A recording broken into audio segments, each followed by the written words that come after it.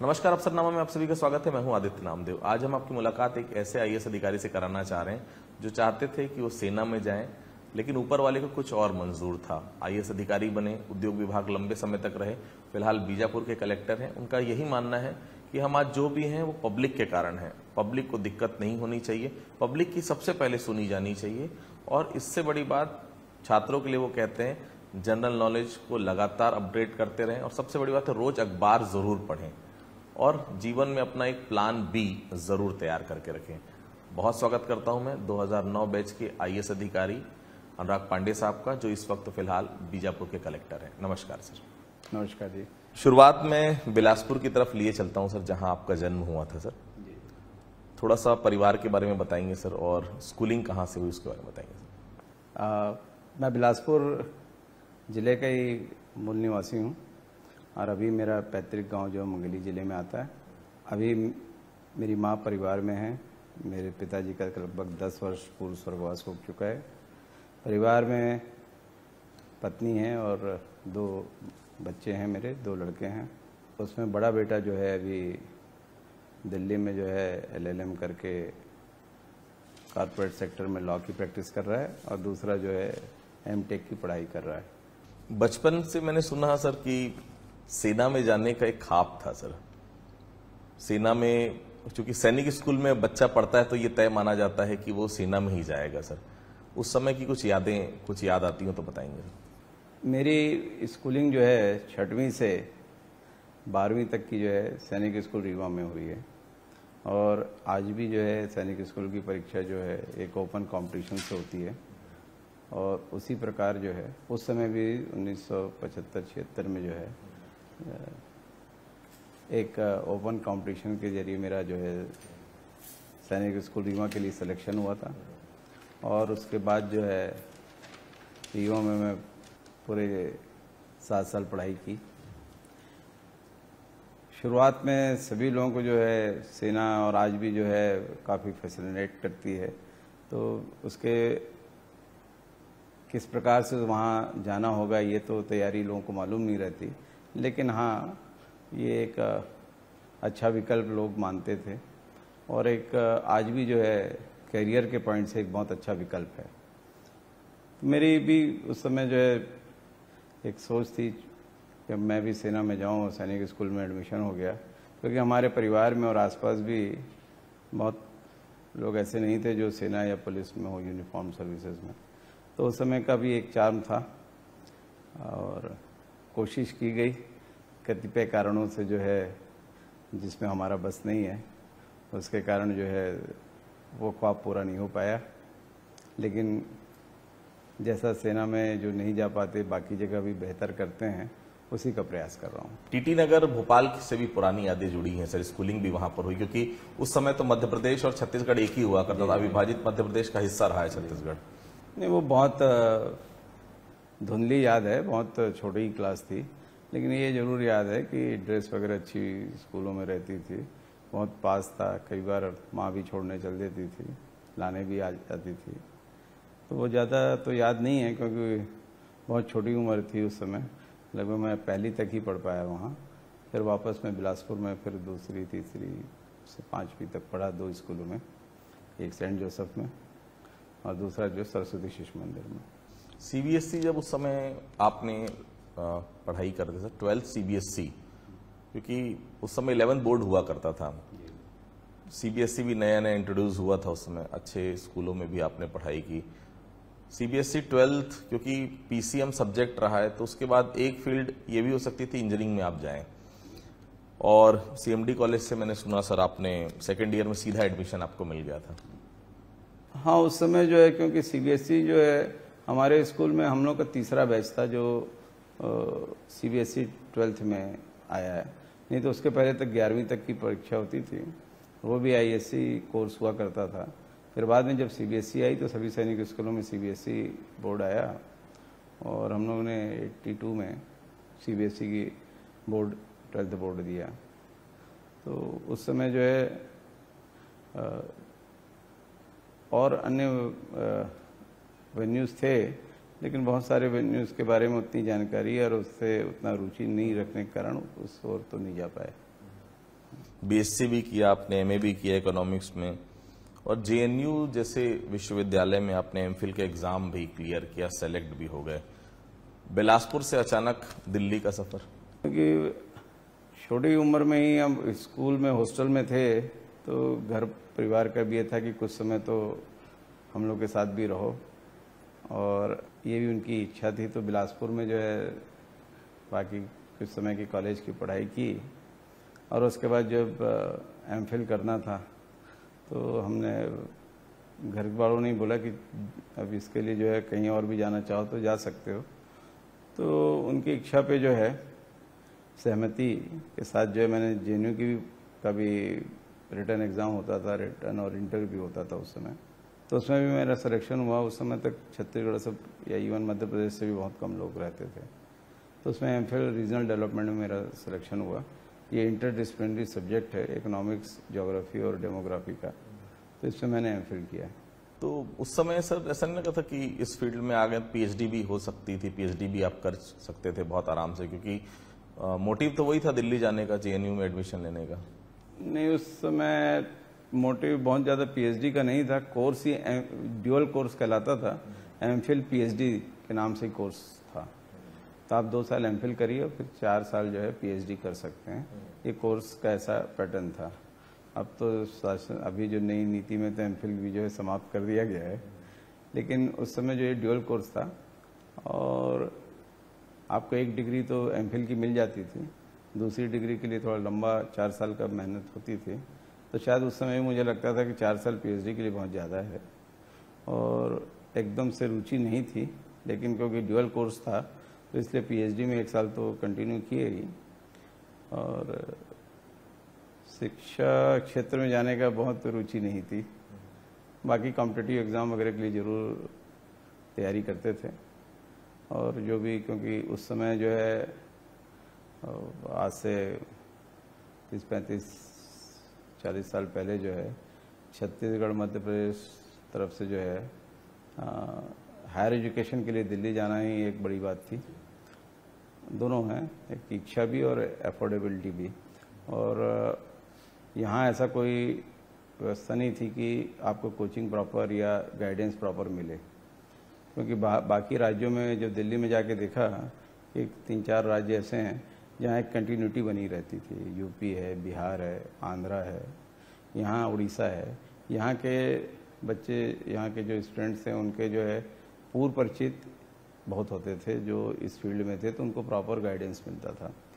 मध्य प्रदेश, छत्तीसगढ़ या से जाने वाले या रहने वाले लोग बहुत गिनती के ही थे, तो वो हम लोग को लाभ नहीं मिल पाया। आपके जीवन के बारे में जितना भी सुना, जितना भी जाना, हर समय ये आपकी बातों से लगा कि हर समय आपके पास एक प्लान बी होना चाहिए, एक कंटिजेंसी प्लान होना चाहिए। अगर ये नहीं है तो कम से कम दूसरा ऑप्शन आपके पास जीवन में रहे। क्या ये जरूरी है आज के छात्रों के लिए भी? आज के छात्रों के लिए बहुत ज़्यादा ज़रूरी है। और आज के छात्रों को जो है ये क्योंकि वो इतना आजकल सब चीज़ें इंटरनेट है और आपके पास जो है पूरी ऐसी सुविधाएं हैं कि आप जो है कौन सी लाइन रखना है। कई तो साइकोलॉजिकल टेस्ट भी आजकल बताते हैं कि आपके लिए ये फील्ड फिट है। पता नहीं कितने वो सही होते हैं, लेकिन आप आज के जो विद्यार्थी हैं उनके पास बहुत से ऑप्शंस हैं, और उनको जो है अपने जिसमें बेस्ट कर सकते हैं वो उनको चॉइस करना चाहिए, चाहे उसकी प्रायोरिटी ए बी सी हो। लेकिन एक चीज़ और है, अगर कि प्लान ए नहीं सक्सेस हुआ या प्लान बी सक्सेस नहीं हुआ तो उनको निराश नहीं होना चाहिए। ये बात और ये समाज को भी ये सोचना चाहिए। अभी एक सरकारी दौरे में इजराइल हफ्ते भर रहने का मौका मिला, जिसमें स्टार्टअप में उद्योग में था उस समय, तो स्टार्टअप का जो है कार्यक्रम था वहाँ।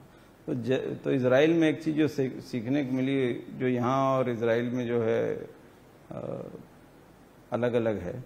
यहाँ क्या है, किसी की असफलता को जो है वो व्यक्ति स्वयं तो निराश होता ही है, लेकिन समाज या परिवार भी जो है उसको हतोत्साहित करता है, अब तुमसे नहीं हो पाएगा करके। इजराइल में इस चीज़ को बिल्कुल अपोजिट है।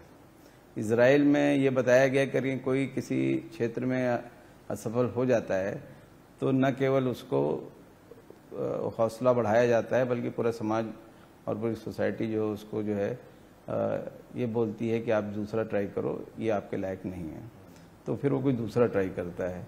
तो जब तक करके मतलब वो स्ट्रीम उसके लायक नहीं, वो आदमी उस लायक नहीं, ऐसा नहीं। तो ये जो है, और हमारे यहाँ जो फेलियर को बहुत समाज में जो है थोड़ा सा दृष्टिकोण अलग है, तो इससे बच्चे भी जो है हतोत्साहित हो सकते हैं और होते भी हैं। तो कम से कम ये हमको एक पॉजिटिव एस्पेक्ट रखना चाहिए कि हर एक को हर चीज़ नहीं मिल सकती और हर चीज़ हर एक के योग्य भी नहीं होती। तो ये सोचना चाहिए कि कुछ हमारे लिए ईश्वर ने बेहतर बना रखा होगा। इलेक्ट्रॉनिक मीडिया का उस समय शुरुआती समय था सर, एमजे अकबर साहब, विनोद दुआ साहब का नाम उस समय शुरू हुआ था, और Indian institute of mass com में एडमिशन की भी तैयारी थी आपकी। क्या मन में ये था कि पत्रकार भी बनना है, या पत्रकार बनना चाहते थे सर? नहीं, वैसे वो मेरा प्लान बी था। प्लान बी इस सेंस में था कि हॉस्टल कंटिन्यू होना चाहिए। Indian institute of mass com जो है अभी भी जो है जेएनयू के कैंपस में ही है।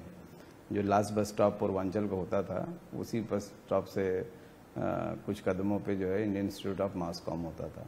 तो उस समय मास कॉम में जो है 3 स्ट्रीम की पढ़ाई होती थी। उसमें भी उन लोग जो है एक ऑल इंडिया एग्ज़ाम लेते थे, 7-8 जगह उनके सेंटर्स हुआ करते थे। तो उसमें भी मेरा जो है, मैंने वो एग्ज़ाम दिया था कि अगर कहीं मान लो हमारा हॉस्टल कंटिन्यू नहीं हुआ तो दिल्ली में रहने के लिए क्या व्यवस्था ठीक रहेगी, तो शायद 1 आध साल वहाँ भी गुजार सकते हैं। तो मैंने वो भी दिया था, उसमें भी मेरा सिलेक्शन हो गया था। लेकिन इधर हॉस्टल मेरा कंटिन्यू हो गया।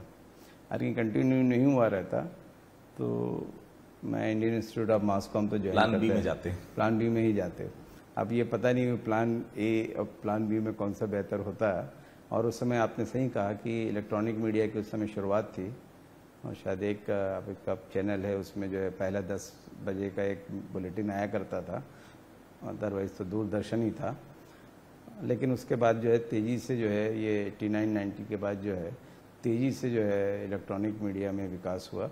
और उस समय जो है टेलीविज़न भी जो है कलर टेलीविज़न वगैरह सब आ गए थे, तो इसका भी लाभ मिला इलेक्ट्रॉनिक मीडिया में। लेकिन हाँ, अगर की डेस्टिनी, अगर की मेरा अगर हॉस्टल कंटिन्यू नहीं होता तो मैं Indian institute of mass com में जरूर एडमिशन लेता। 1992 में आप उद्योग विभाग में आ गए sir, as assistant director sir.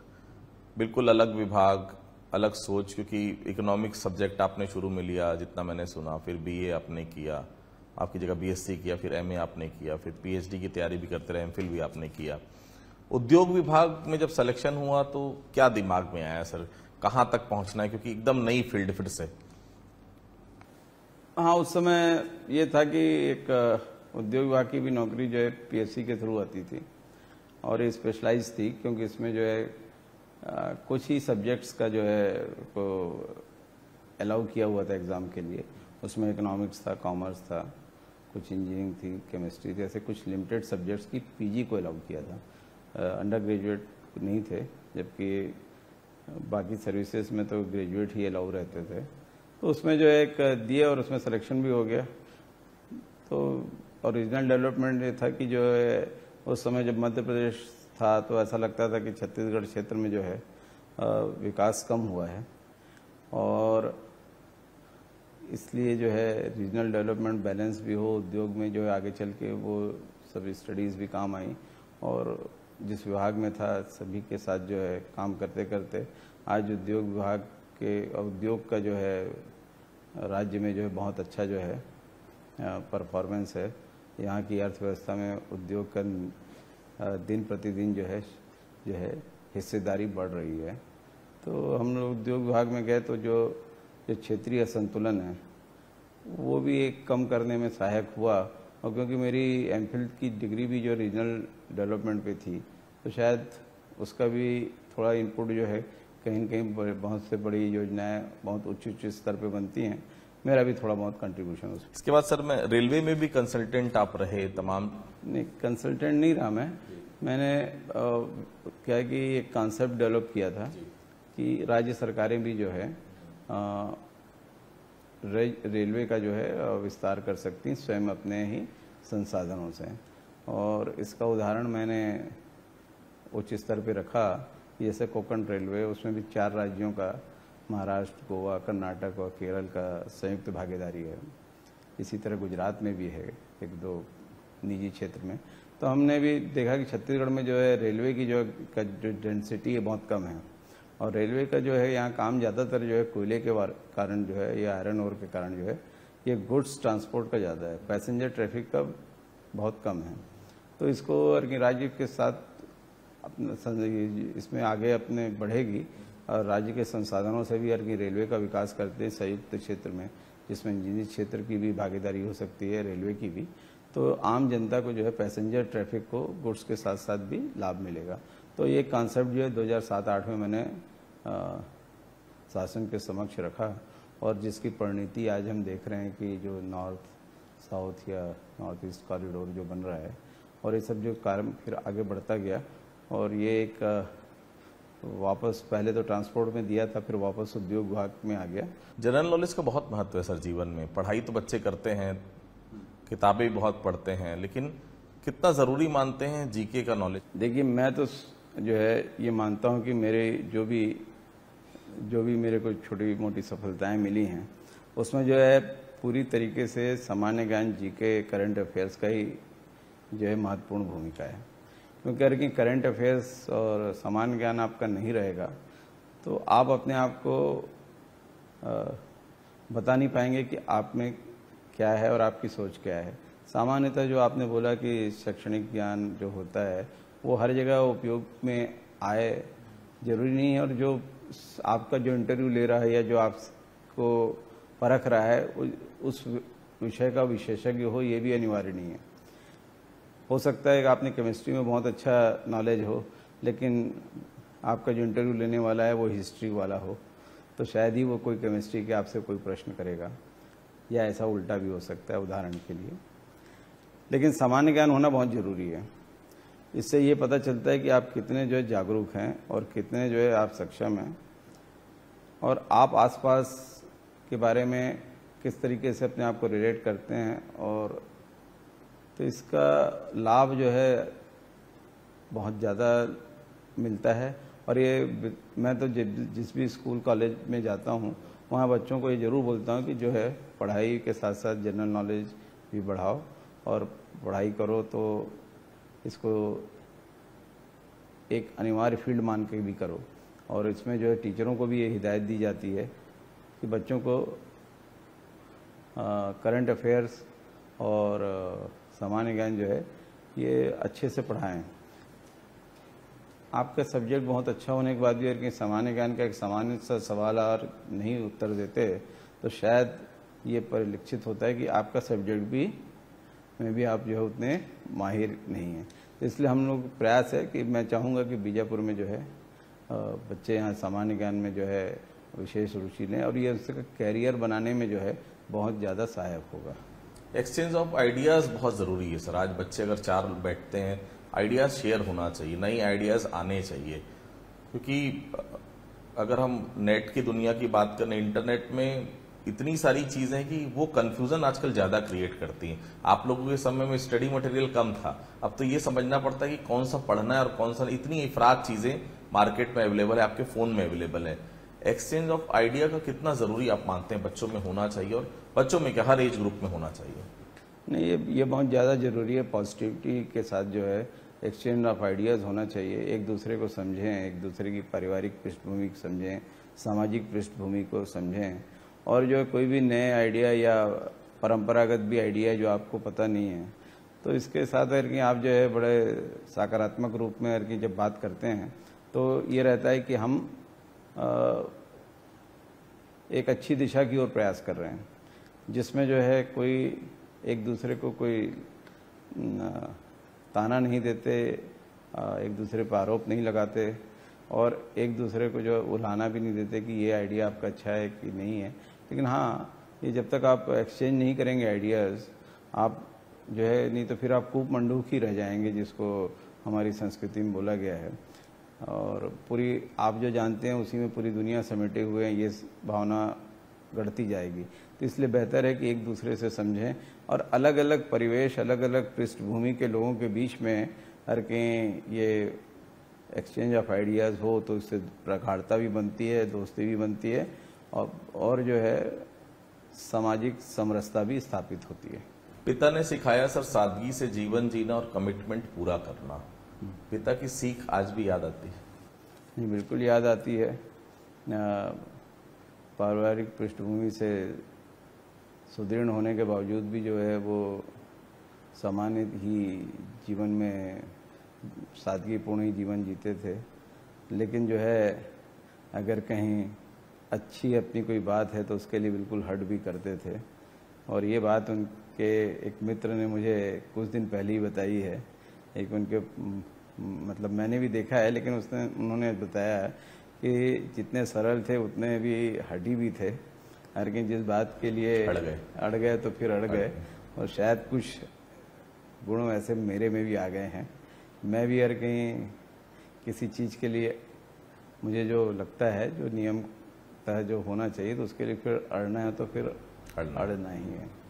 हर कहीं हम लोग हर कहीं IAS हर कहीं अधिकारी हर कहीं जो है कंप्रोमाइज़ करने लगे, जिसके ऊपर जो है बहुत से आम जनता और ब्यूरोक्रेसी का पूरा भार रहता है। तो फिर जो है आम लोगों से क्या अपेक्षा की जाएगी।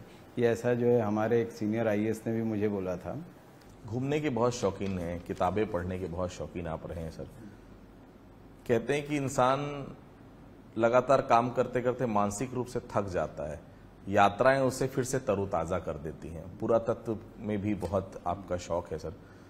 कहाँ कहाँ की यात्राएं हो गई सर, और कैसा लगता है कि क्योंकि पुरातत्विक रूप से कुछ जानना, मैंने सुना एक दुनिया का जो सबसे बड़ा मंदिर है वहां जाने की हसरत अभी बाकी है। हाँ, एक हॉबी में तो ये रहता है कि आसपास घूमने के साथ साथ ऐसे जो है पुरातत्विक महत्व के जो स्थान हैं जिनका जो है जिनको हमेशा देखने की जानने की जिज्ञासा रहती है, और उसके साथ साथ उसकी जो है स्टोरी क्या है, वहाँ का की म्यूज़ियम है। तो मैं जहाँ भी जाता हूँ वहाँ म्यूज़ियम ज़रूर जाता हूँ। चाहे वहाँ मेरे परिवार के सभी सदस्य उतने रुचि नहीं रखते, लेकिन मेरे कारण वो भी जाते हैं। और म्यूज़ियम से जो हमको ये सब पता चलता है कि हमारी जो है सांस्कृतिक धरोहर कितनी जो है मजबूत थी। और ऐसी जो है पुरातत्व महत्व के तो स्थानों को समय समय पर जाने की इच्छा रहती है। हाँ, एक बड़ा मंदिर जो है अंकोर वट का कंबोडिया में, वहाँ जाने की इच्छा है। एक आध बार कुछ प्लानिंग भी बनी थी तो कोरोना आ गया। अब जो है बाद में एक बार जाने की जरूर इच्छा है। 4 बहनों में एक भाई हैं सर आप, जिम्मेदारी भी कह सकते हैं इसे, क्योंकि सभी बहनों की जिम्मेदारियां भी। और सबसे बड़ी बात है सर कि मैंने सुना है कि 4 बहनों के बीच में एक भाई, मतलब प्यार भी घर का बहुत मिला होगा बहनों का भी सर। हाँ, मैं सबसे बड़ा भाई हूँ, और बहनों के साथ जो है सभी, अब क्योंकि सभी बहनें मेरी ज़्यादा छत्तीसगढ़ में हैं, एक आध बाहर है, तो हम लोग जो है ज़्यादा कदा सब मिलते भी रहते हैं। और पारिवारिक माहौल में जो है एक दूसरे के कामों में भी आते हैं। और क्योंकि मैं हॉस्टल में था तो मेरी बहनों को भी उस समय जो है याद बहुत रहती थी। उस ज़माने में जब राखी वगैरह जो डाक से आती थी, आज शायद जो है डाक विभाग का महत्व जो है कम होता गया है, क्योंकि अब जो है सूचना तंत्र और जनसंचार के बहुत से और साधन बढ़ गए हैं।